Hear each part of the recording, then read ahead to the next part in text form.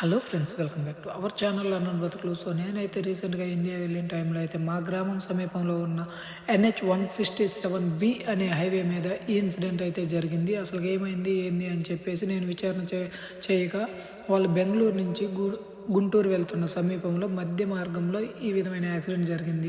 అసలు వాళ్ళు ఎందుకు అంతలా స్పీడ్ వచ్చారు ఏంది అని విచారణ చేయగా వాళ్ళు చెప్పింది ఏంటంటే వీళ్ళు బెంగళూరు నుంచి మద్యం మత్తులో వాహనాన్ని నడుపుతూ ఉన్నారు. సో ఆ మద్యం మత్తులో వాహనం అనేది అధిక స్పీడ్లో పోవడం వల్ల అది అదుపు తప్పి డివైడర్ని ఢీకొని ఈ విధమైన ఇన్సిడెంట్ అనేది జరిగింది. కనుక దయచేసి ఎవరైనా వాళ్ళిద్దరికీ ఏమీ కాలేదు, అంటే దాంట్లో ఇద్దరు ప్రయాణిస్తున్నారు, ఇద్దరికి ఏమీ కాలేదు. రీజన్ ఏంటి అంటే వాళ్ళిద్దరూ సీటు బెల్ట్ పెట్టుకొని వాహనం నడిపారు, అందువల్ల వాళ్ళకి ఎటువంటి ప్రమాదకరం కాలేదు. దయచేసి ఎవరైనా హైవేల మీద పోతున్నప్పుడు సేఫ్టీ రూల్స్ అనేవి పాటించండి, మీ ప్రాణాన్ని కాపాడుకోండి.